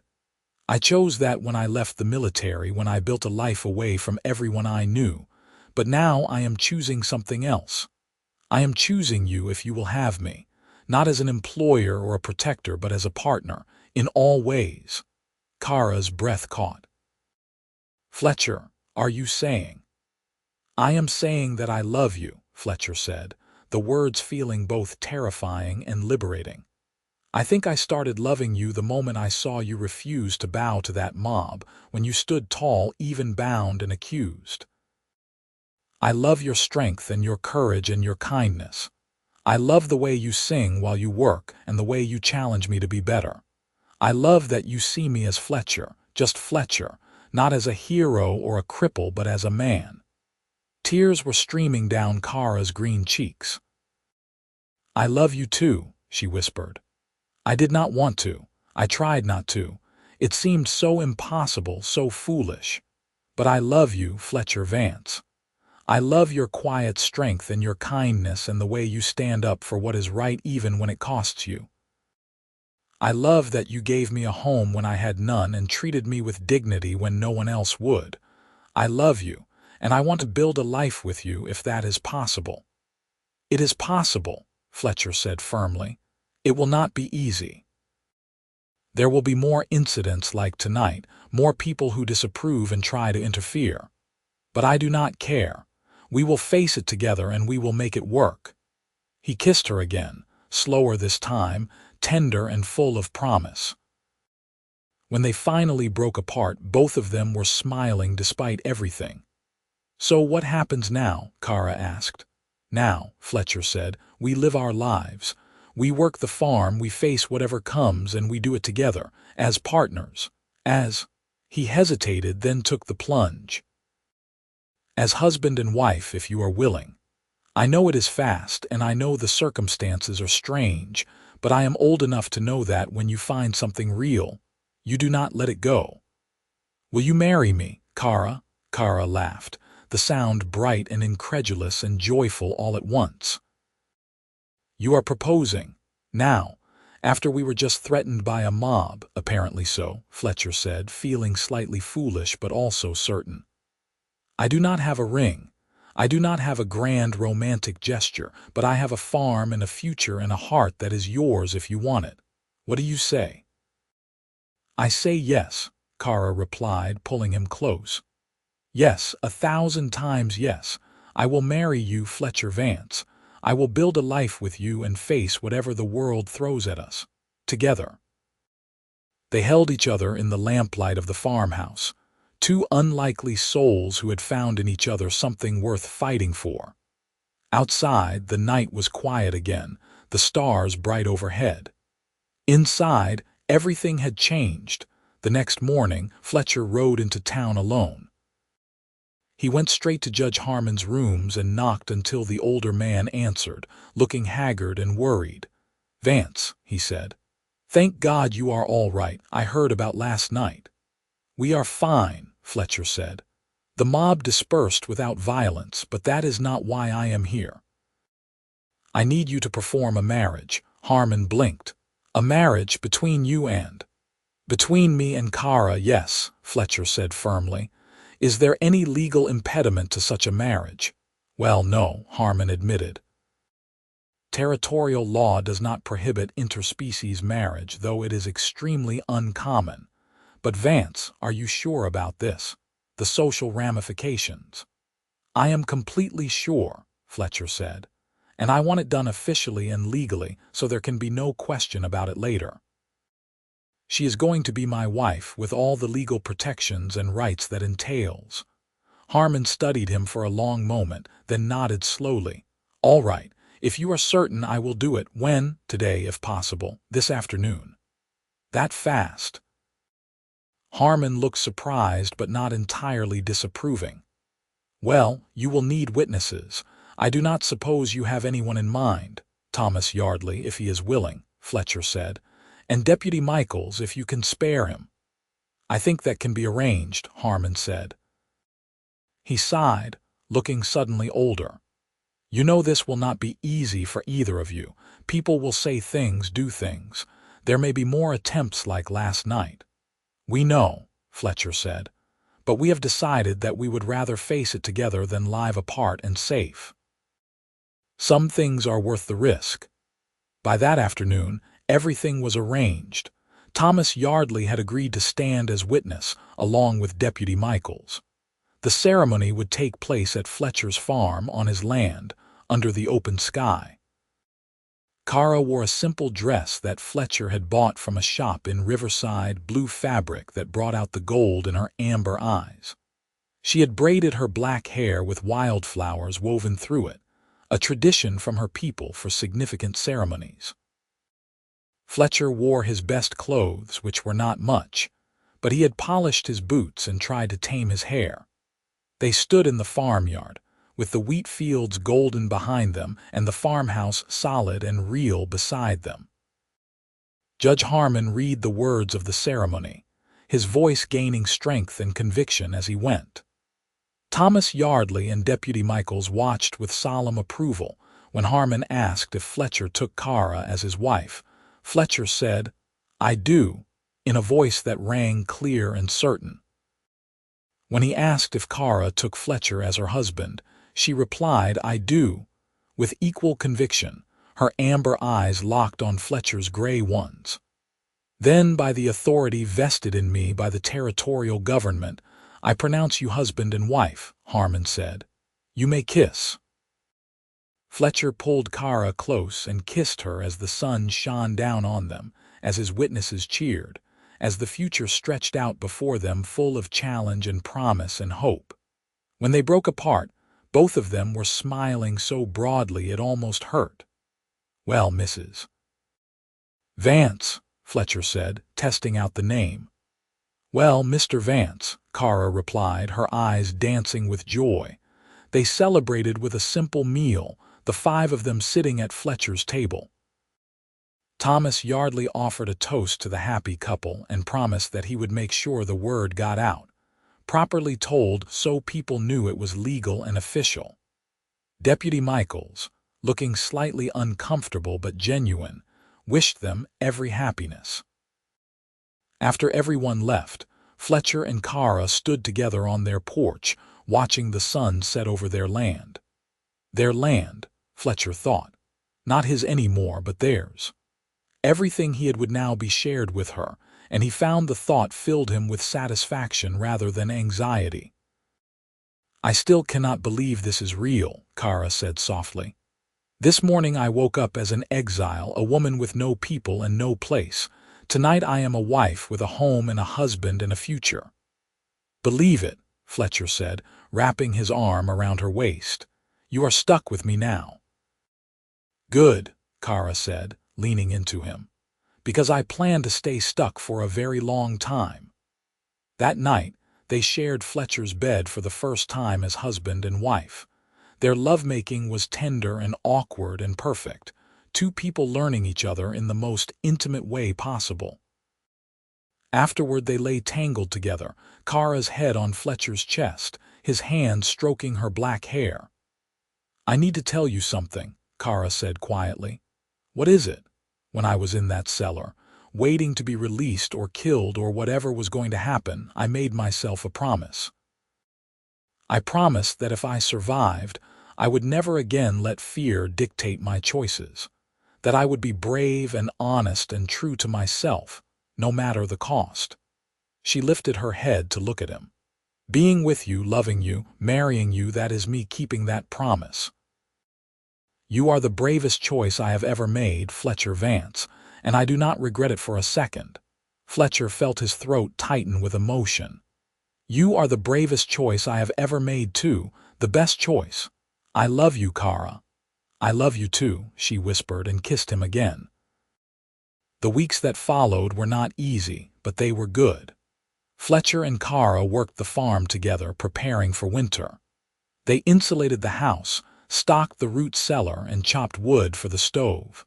Word of their marriage spread through the community, and reactions were mixed. Some people, like Thomas Yardley, were supportive or at least accepting. Others, like Martin Creed, remained hostile. There were incident supplies that Fletcher had ordered lost in transit, tools that went missing, occasional acts of petty vandalism. But nothing as serious as that first mob, and nothing that Fletcher and Kara could not handle together. They found allies in unexpected places. The widow Morrison stopped by one day with a basket of preserves and a tight smile. "I do not pretend to understand this," she said bluntly. "But you dealt fair with me when you sold me that rabbit, and from what I hear, you work hard and honest. That is more than can be said for some humans I know. You are welcome at my table, both of you." Deputy Michaels, acting on his own rather than in official capacity, made it a point to ride by the farm once a week, just to check in. "Making sure you are all right," he would say, but they all knew he was also making it clear that they had protection, that harming them would have consequences. The first snow came in November, transforming the farm into a winter wonderland. Kara had never seen so much snow before, and her delight was infectious. She dragged Fletcher outside to make snow angels and build a snowman, laughing like a child. Watching her joy, seeing how she had blossomed from the desperate woman in the cellar into this vibrant, happy person, Fletcher felt his heart swell with love and gratitude. "What are you thinking about?" Kara asked, catching him watching her. "How lucky I am," Fletcher said honestly. "How different my life is from what I thought it would be. A year ago, I was alone and convinced I would stay that way forever. Now I have you, and everything makes sense in a way it never did before." Kara came to him, snow dusting her dark hair like stars. "I feel the same way." "You gave me everything, Fletcher. A home, a purpose, love. I did not think those things existed for someone like me." "They exist," Fletcher said firmly. "They exist because we made them exist, because we chose each other despite everything that said we should not." As winter deepened, they settled into a comfortable domesticity. Evenings were spent by the fire, Kara teaching Fletcher words in her language while he taught her to read and write in his. She had learned spoken human language from trading, but had never been formally educated. She was a quick study, and within weeks she could write her name in simple sentences. "I want to be able to keep records," she explained one night as she practiced her letters. "For the farm, and I want to be able to read books. You have mentioned books so many times, and I want to understand what makes them special." Fletcher began reading to her in the evenings, starting with simple stories and working up to more complex material. He discovered that she loved adventure tales and histories, that she had a sharp analytical mind and often questioned the assumptions in what they read. "This author says orcs are naturally violent," she said one night, pointing to a passage in a history book. "But he provides no evidence, just assertion. That is not scholarship, that is prejudice." "You are absolutely right," Fletcher agreed. "Unfortunately, a lot of what passes for history is really just one group's perspective presented as universal truth." "Then we should write our own history," Kara said. "Our story. Not as humans or orcs, but as two people who found each other and chose love over fear. Maybe someday someone will read it and understand that things can be different." Fletcher looked at his wife, her green face serious in the firelight, her amber eyes burning with conviction, and he fell in love with her all over again. "We will write it," he promised. "Together." Christmas came, and with it a surprise. Thomas Yardley and his family appeared on Christmas morning with gifts and food, ready to celebrate. "You did not think we would let you spend the holiday alone, did you?" Yardley's wife said, bustling into the kitchen with a ham and pies. It was the best Christmas Fletcher had experienced in years. They ate and laughed and sang songs, and Yardley's children, completely comfortable with Kara now, demanded she tell them orc stories. She obliged, spinning tales of ice giants and mountain spirits that had them wide-eyed with wonder. "You are a natural with children," Yardley's wife observed quietly to Fletcher. "Both of you. I hope you are planning to have some of your own." Fletcher and Kara had not discussed it explicitly, but the idea sent a thrill through him. A family. Children running through the farmyard, green-skinned or not. It seemed like an impossible dream, but then again, so had everything else that had happened this year. That night after the Yardleys had left, Fletcher broached the subject. "Would you want children?" he asked as they prepared for bed. "I know it is complicated with you being orc and me being human, but if it is possible." "I want them," Kara said immediately. "I want children with you, a family, everything. Human orc children are rare but not unheard of. My mother delivered 2 such babies in her time. They are healthy and strong, combining the best of both peoples." "Then we will have them," Fletcher said, pulling her close. As many as you want. We will fill this farm with children and love and laughter. A legacy, Kara said softly. Proof that our peoples can coexist, can even join together and create something beautiful. The best kind of legacy, Fletcher agreed. Winter gave way to early spring, the snow melting to reveal the first green shoots of new growth.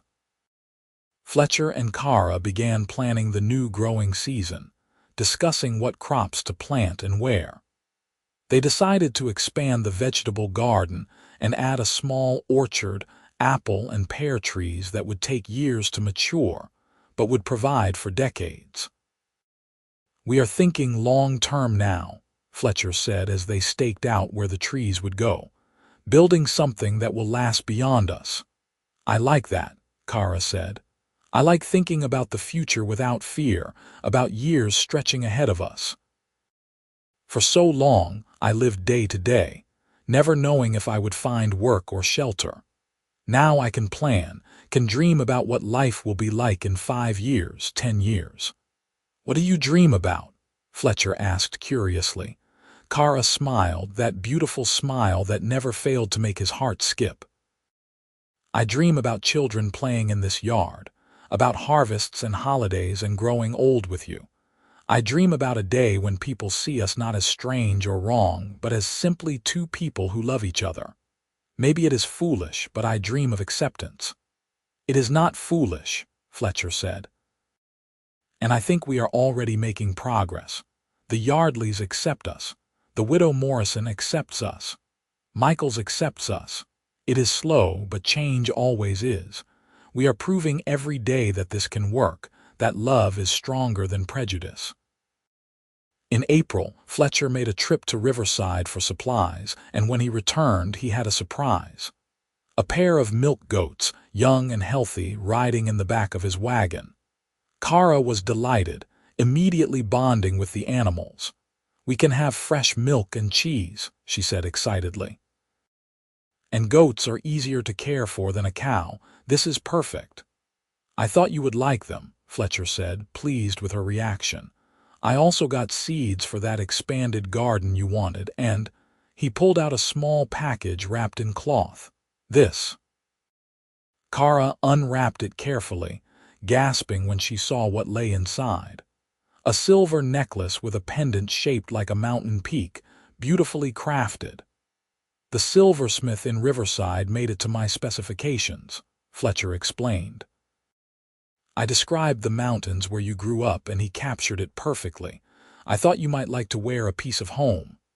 Kara's eyes filled with tears. She threw her arms around him, the necklace clutched in one hand. I love it. I love you. How do you always know exactly what I need? I pay attention, Fletcher said simply, holding her close. And I remember that home is not just a place. It is the people and memories and connections we carry with us. You left your physical home, but you can still honor where you came from. She wore the necklace every day after that, and Fletcher often caught her touching it absently, a small smile on her face. Summer brought unexpected visitors. A group of orc traders came through the territory, heading south with furs and crafted goods. They stopped at Fletcher's farm, curious about rumors they had heard of an orc living among humans. The leader was an older orc woman named Grishka, her green skin weathered and her tusks large and prominent. She studied Kara with sharp eyes, then turned to Fletcher with a measuring look. You are the human who married one of our people, she said bluntly. I am, Fletcher replied, meeting her gaze steadily. And you are welcome to rest here and water your animals, regardless of what you think of that fact. Grishka laughed, a rough sound. I think it is about time. My people and yours have been enemies too long. Maybe it takes individuals willing to cross the divide to show the rest of us the way. She turned back to Kara. What is your clan, girl? Stonebrook, Kara said quietly. But I am exiled. I know of your clan, Grishka said. Traditional, proud, often foolish. Their loss is this human's gain, I think. She gestured to the rest of her group. We will camp here tonight if you permit, and we will trade with you fairly to show that not all orcs have forgotten honor." That evening was fascinating. Fletcher and Kara sat with the orc traders around a campfire, listening to stories and news from orc territories. Grishka spoke of changing attitudes among the younger generation, of a growing movement that wanted peace with humans rather than endless conflict. "You two are not as unusual as you think," she said. "In the Eastern Territories, there are several mixed settlements now, humans and orcs living side by side. It is difficult, but it works. You are part of a larger change, whether you know it or not." "I hope so," Kara said. "I would like to think our story matters, that it is helping pave the way for others." "It does," Grishka assured her. "Word spreads.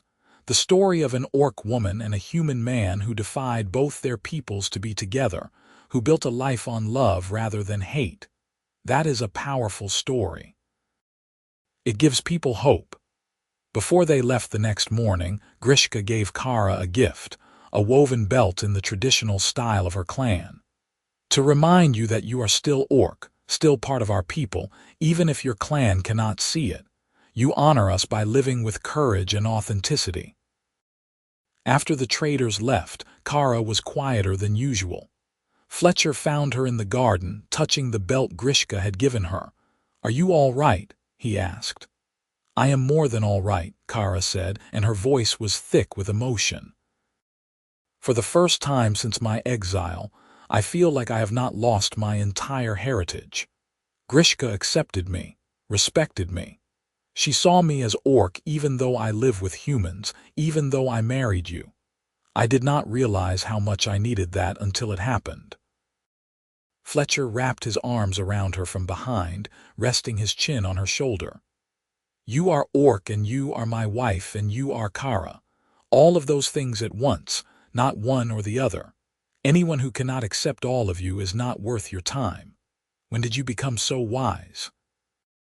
Kara asked, leaning back into him. "I learned from the best," Fletcher replied, kissing her temple.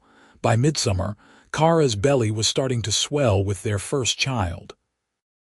They had suspected for a while, but when the midwife from Riverside confirmed it, both of them were overcome with joy and terror. "A baby," Kara kept saying, her hand on her stomach. "We are going to have a baby. We are going to have a baby," Fletcher echoed, his own hand covering hers. "Are you scared?" "Terrified," Kara admitted, "but also excited. This child will be a bridge between our peoples, a living symbol of what is possible when we choose love over fear." "No pressure on the kid," Fletcher joked, but he understood what she meant. Their child would be unique, facing challenges neither of them could fully anticipate. But they would face them together, as a family. The pregnancy was not easy. Kara had severe morning sickness for weeks, and as the baby grew, she struggled with the physical demands. Fletcher took over more of the heavy farm work, insisting that she rest as much as possible. She argued at first, stubborn and proud, but eventually accepted that she needed to prioritize the baby's health. "I feel useless," she complained one afternoon as she sat on the porch, too tired to do more than shell peas. "You are growing a human being inside you," Fletcher said. "That is literally the most useful thing anyone can do. Everything else is secondary." Despite the difficulties, there were beautiful moments. The first time Fletcher felt the baby kick, he was overcome with wonder. "There is a person in there," he said, his hand on Kara's belly. "A whole person we made together. Our child," Kara said softly. "Half human, half orc, completely loved." As autumn approached and harvest time came again, Fletcher hired help from Riverside, workers who did not know or care about his marriage and just wanted honest pay for honest work. With their help, the harvest was brought in quickly and efficiently. The farm was thriving, more productive than ever, and Fletcher knew it was because he was not alone anymore. Kara's contributions, even limited by pregnancy, had made everything better. In late October, on a crisp evening with the first frost threatening, Kara went into labor. Fletcher rode hard to Riverside to fetch the midwife, his heart pounding with fear and excitement. By the time they returned, Kara was in serious pain, gripping the bed frame and breathing through contractions. "I have delivered 2 half-orc babies before," the midwife said calmly, an older woman named Margaret who Fletcher had specifically sought out for her experience and lack of prejudice. "Both births went smoothly. We will take good care of her." The labor lasted through the night and into the next day. Fletcher stayed by Kara's side the entire time, holding her hand, wiping her brow, offering what comfort he could. She was incredibly strong, enduring pain that would have broken many people, and Fletcher had never admired or loved her more. Finally, just as the sun was setting on the second day, their child was born. A son, healthy and loud, with green skin slightly paler than his mother's and a fine fuzz of black hair on his head. "He is perfect," Kara whispered, tears streaming down her face as Margaret placed the baby in her arms. "Fletcher, look at him. He is perfect." Fletcher could barely speak through his own tears.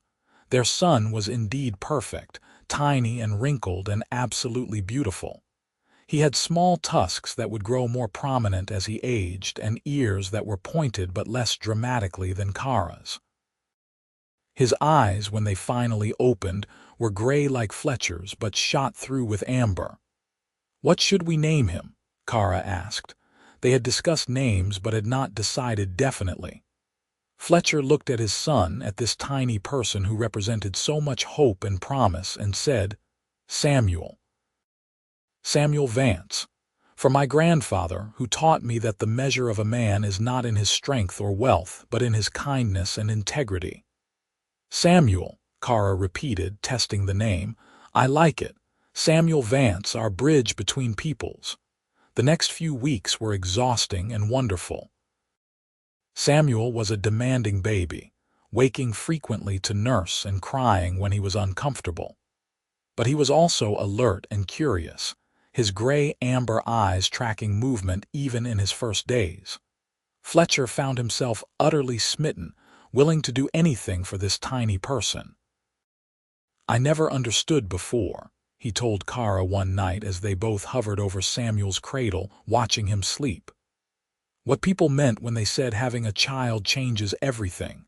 But it does. Everything looks different now. The farm is not just ours anymore. It is his. His legacy, his inheritance. We are building this for him. And for his siblings," Kara said with a tired smile. "Because as difficult as this has been, I want more. I want Samuel to have brothers and sisters, to grow up surrounded by family." "Then we will have more," Fletcher agreed. "As many as you want. We will fill this farm with children and love, just like we planned." Word of Samuel's birth spread through the community, and reactions were predictably mixed. Some people were horrified, calling the baby an abomination. But others, more than Fletcher had expected, were curious or even accepting. The Yardley family visited as soon as they heard, bringing gifts and cooing over the baby. "He is beautiful," Mrs. Yardley declared, holding Samuel with practiced ease. "You must be so proud." "We are," Kara said, her voice firm despite her exhaustion. "He is our son and we love him." Deputy Michaels stopped by as well, looking awkward but sincere. "I just wanted to say congratulations," he said, "and to let you know that Judge Harmon has officially registered the birth. Samuel is a recognized citizen of the territory, with all the rights that entails. If anyone tries to say otherwise, they will have to go through official channels." "Thank you," Fletcher said, shaking the deputy's hand. "That means more than you know." As winter set in again, the Vance household settled into a new routine. Fletcher handled most of the outdoor work while Kara cared for Samuel, though they tried to share responsibilities as much as possible. They took turns with night feedings, supported each other through the exhausting early months of parenthood, and found joy in even the smallest moments. Samuel's first smile at 6 weeks old made them both cry. His first laugh, a month later, was the most beautiful sound Fletcher had ever heard. Watching him grow and develop, seeing his personality emerge, was endlessly fascinating. "He has your stubbornness," Fletcher told Kara as Samuel refused to go down for a nap despite obvious exhaustion. "And your determination," Kara countered. "He gets that from you." "Then he is doomed to be incredibly pig-headed," Fletcher said. But he was smiling. Spring came again, bringing with it new life to the farm. Samuel was old enough now to be outside in the warm weather, and Kara often worked with him strapped to her back in a traditional orc-carrying sling.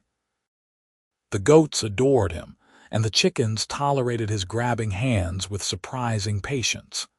"He's going to grow up thinking this is normal," Kara said one afternoon as she nursed Samuel in the shade of an apple tree they had planted the previous year. "Having an orc mother and a human father. Living on a farm where both cultures are valued, being accepted for who he is." "That is exactly what I want," Fletcher said. "I want him to grow up knowing that love is more important than species or tradition. That family is what you make it, not what society dictates." "We are lucky," Kara said softly. "Despite everything, all the challenges and prejudice and difficulties, we are so incredibly lucky." Fletcher looked at his wife, at the baby in her arms, at the thriving farm around them, and had to agree. They had taken a chance on each other, had chosen love when the world said they should not, and had built something beautiful from that choice. "Yes," he said, leaning over to kiss first Samuel's downy head, then Kara's lips. "We are lucky and grateful, and happy." As Samuel grew into a toddler, his unique heritage became more apparent. He was stronger than human children his age, but had better fine motor control than pure orc children. He learned to speak early, picking up both human language and the orc words Kara taught him. He was curious and fearless, constantly getting into things and exploring his world with boundless enthusiasm. The Yardley children, especially the youngest daughter, became frequent playmates. Mrs. Yardley had no qualms about letting her children spend time at the Vance farm, and soon other families followed her lead. Slowly, incrementally, acceptance grew. It was not universal Martin Creed, and his supporters still sneered and spread gossip, but it was real and it was growing. "We are not as alone as we once were," Kara observed one evening as they watched Samuel play with the Yardley children in the farmyard. "We have friends, community. Samuel will grow up with human and orc influences, accepted by at least some of both peoples." "It is more than I hoped for a year ago," Fletcher admitted. "I thought we would always be outcasts, always fighting for basic acceptance, but people are surprising sometimes. When they actually see us, see Samuel, see that we are just a family trying to live our lives, many of them let go of their prejudices." In the second year of Samuel's life, Kara became pregnant again. This pregnancy was easier than the first, perhaps because she knew what to expect, or perhaps just because every pregnancy is different. Their second child, a daughter, was born on a warm summer evening with far less drama than Samuel's birth. They named her Alara, a name that worked in both human and orc cultures. She had her mother's amber eyes and her father's nose, her skin a shade between her parents', green with warm undertones. From the start, she was calmer than Samuel had been, content to observe the world with solemn attention. "2 children," Fletcher marveled, holding Alara while Kara rested and Samuel napped beside her. "We have 2 children. A family." "The family we chose to create," Kara said, her voice drowsy but content. "Despite everything that said it was impossible, we did it, Fletcher. We built a life." As the years passed, the Vance farm became something of a landmark in the area. The place where a human man and an orc woman had defied convention and built a successful, happy life together.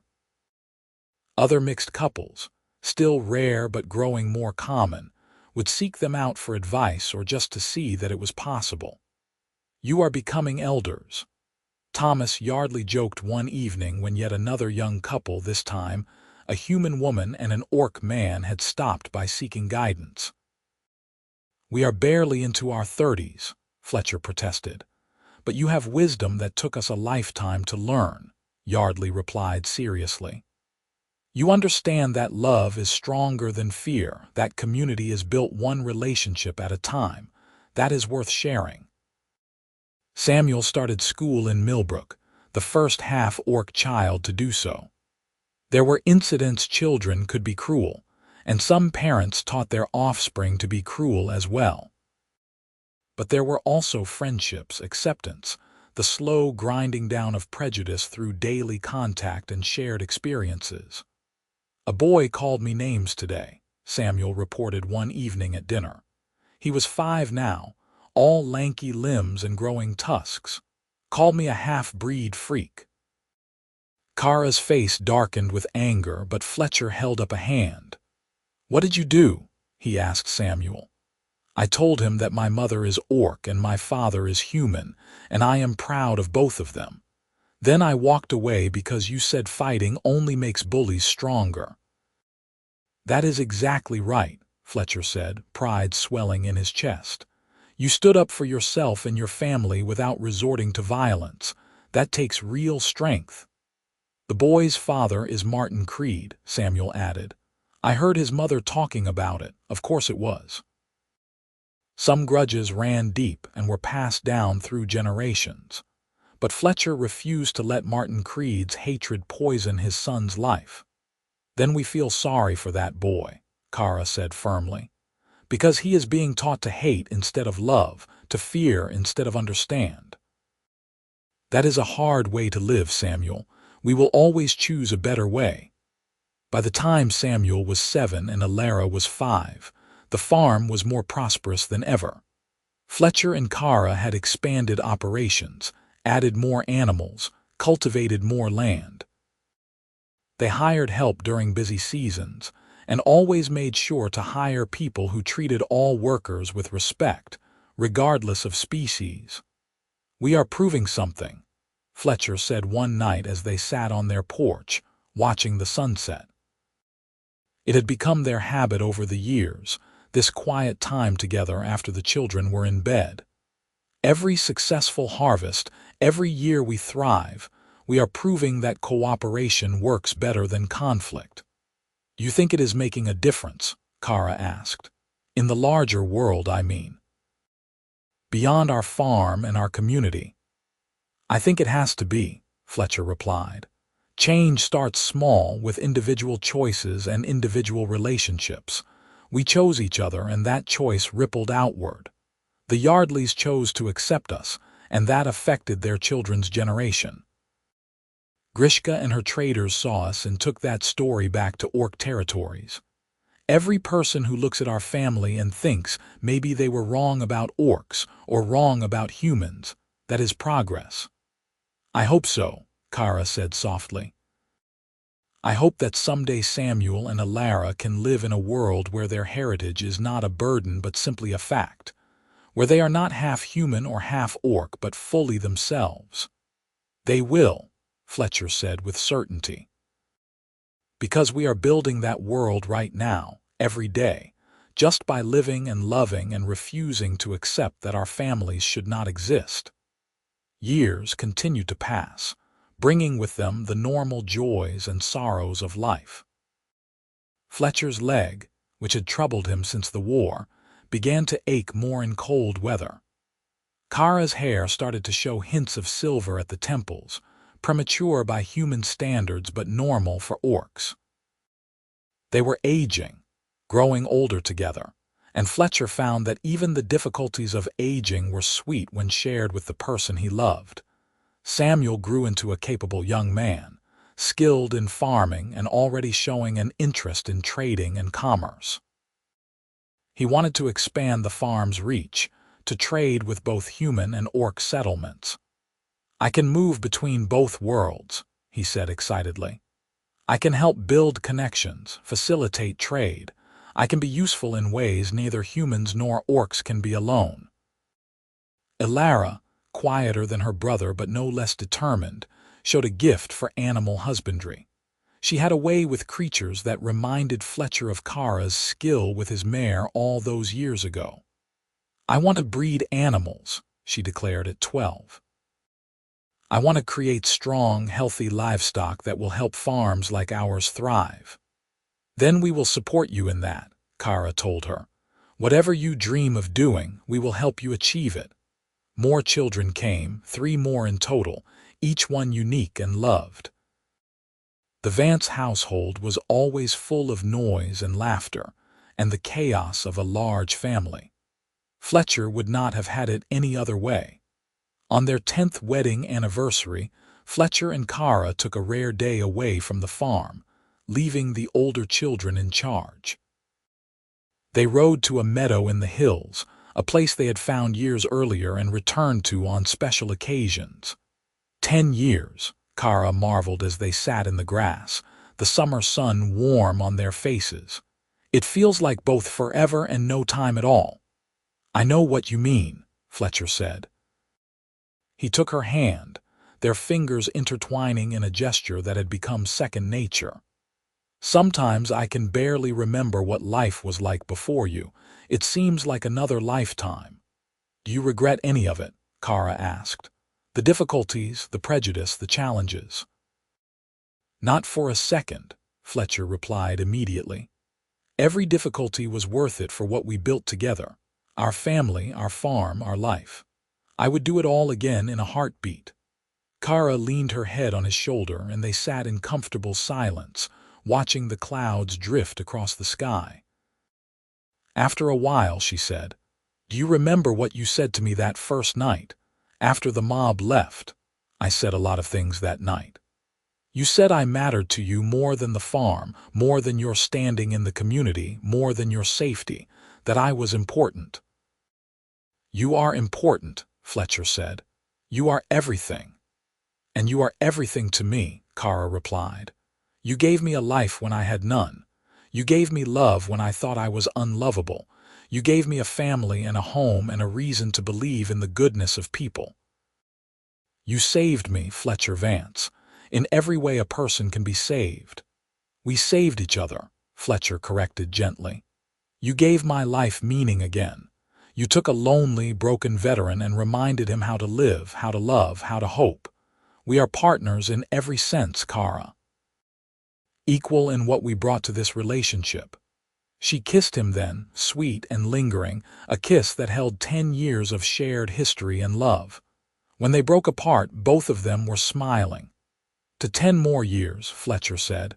"To a lifetime," Kara replied. They kept that promise. Years continued to unfold, bringing the joys of watching their children grow into capable adults, the satisfaction of seeing their farm not just survive but thrive, the deepening of a love that had already been profound. Samuel did become a trader, moving between human and orc territories with ease, building relationships and facilitating commerce. He married a human woman who loved him for exactly who he was, and they gave Fletcher and Kara their first grandchildren. Ilara became renowned for her skill with animals, developing breeding programs that produced livestock suited for the harsh frontier conditions. She married an orc man from Grishka's trading company, and they built their own farm adjacent to the original Vance property. The younger children found their own paths, each one contributing to the legacy Fletcher and Kara had started. And through it all, through the years and the changes and the inevitable challenges, Fletcher and Kara remained partners, lovers, best friends.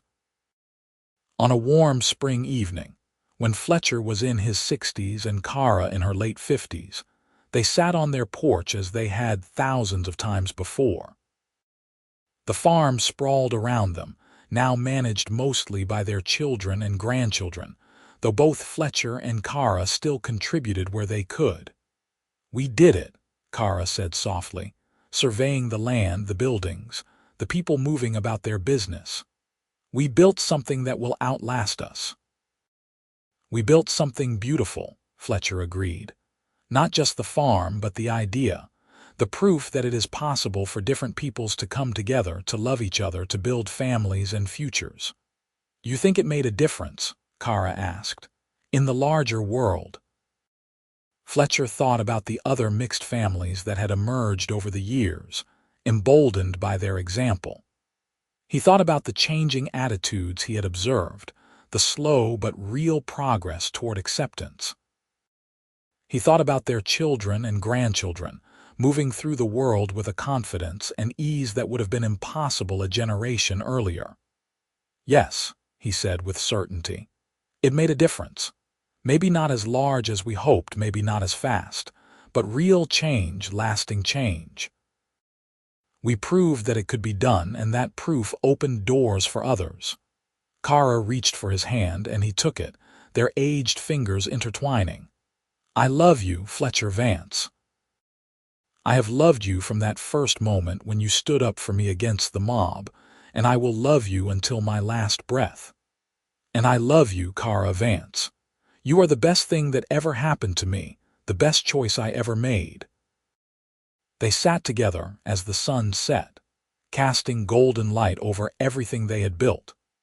Two people who had chosen love over fear, who had defied the expectations and prejudices of their time, who had built a life and a legacy through courage and compassion and unwavering commitment to each other. In the barn, the great-great-granddaughter of the mare that had brought them together nickered softly to her new foal. In the house, their youngest daughter was preparing dinner for the extended family that would soon gather. In the fields, crops grew strong and healthy, tended by hands both human and orc working in harmony. This was their victory, their triumph. Not a grand political statement or a dramatic upheaval, but something quieter and more profound. A life built on love, a family that proved different peoples could unite, a farm that stood as testament to what was possible when fear was set aside. As the stars began to emerge in the darkening sky, Fletcher squeezed Kara's hand gently. "No regrets?" he asked. "Not a single one," Kara replied, squeezing back. "Only gratitude for every moment, every challenge, every joy. This life we built together is everything I could have wanted and more."